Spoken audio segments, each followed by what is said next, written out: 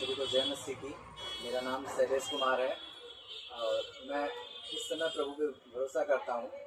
मसीह में आने से पहले मेरी ज़िंदगी में काफ़ी अधिक कष्ट, काफ़ी अधिक परेशानियाँ थी और मेरी लाइफ काफ़ी अधिक दुखदायी थी और मैं काफ़ी अधिक पापों और बुराइयों में अपना समय व्यतीत करता था।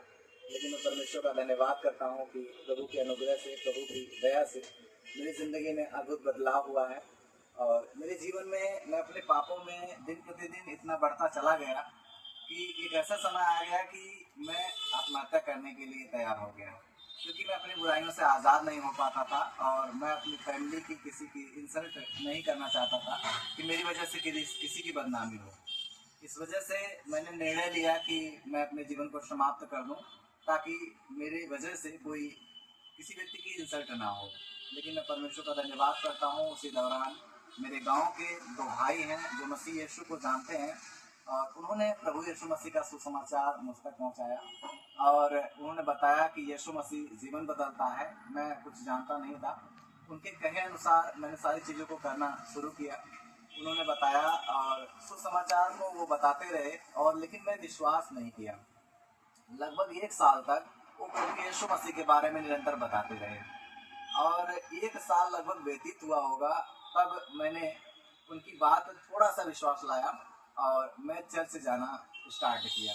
तो पहली दफ़ा मैं चर्च में गया और मुझे वहाँ की आराधना प्रार्थना मुझे अच्छा लगा और फिर निरंतर मैं चर्च जाना स्टार्ट कर दिया और लगातार कुछ दिनों तक चर्च जाते जाते प्रभु ने मेरे जीवन में काम करना शुरू कर दिया।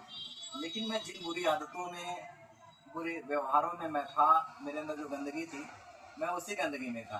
मैं प्रार्थना किया करता था और पाप किया करता था। बुराइयां हमारे मन में काफ़ी अधिक भरी हुई थी। मैं दिन प्रतिदिन रोता था और प्रार्थना करता था, पाप करता था, प्रार्थना करता था, रोता था।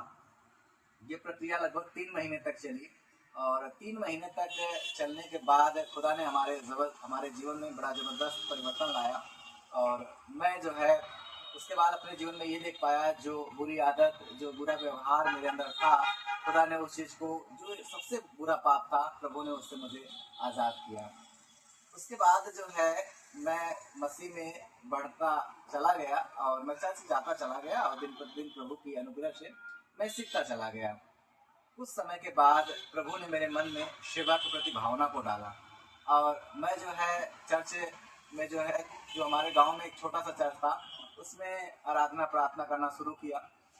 निरंतर इस प्रयास को करते करते फिर मेरी लाइफ में काफ़ी अधिक परिवर्तन हुआ और एक समय मेरी ज़िंदगी में ऐसा आया कि मेरे पिताजी मुझसे कहने लगे कि तू पागल हुआ जा रहा है प्रभु के पीछे। और उन्होंने कहा कि जो है तुझे प्रभु पसंद है, प्रभु से ज़्यादा प्रेम है या मुझसे प्रेम है। और उन्होंने प्रभु को और अपने आप को चुनने में एक व्यक्ति को चुनने के लिए कहा। उस समय मेरे लिए ये चुनना काफ़ी अधिक कठिन था कि मैं किसको चुनूं, क्योंकि पिता हमारे लिए मूल्यवान थे और परम पिता परमेश्वर भी हमारे लिए बहुत महत्वपूर्ण थे। तो इसलिए उस समय निर्णय लेना थोड़ा कठिन तो था, बट जब पिताजी हमारे प्रति कठोर होने लगे तो मैंने कहा मैं अपने परम पिता परमेश्वर को चुनूंगा, क्योंकि वो ही हमें जीवित रखने वाला है।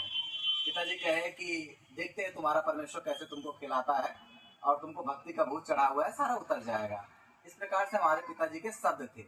लेकिन मैं प्रभु का धन्यवाद करता हूँ कि प्रभु ने मुझे हिम्मत दिया और प्रभु के प्रति जो मेरे दिल में प्यास थी, विश्वास था, उसी के कारण मैं दृढ़ रहा और मैं अपने घर को छोड़कर चला गया।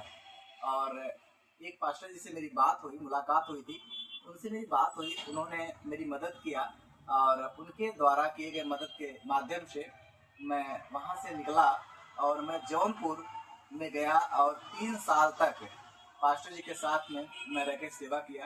पास्टर जी ने बड़ी मदद किया, उनका नाम पास्टर विनोद है, उन्होंने बड़ी अच्छी मेरी हेल्प किया।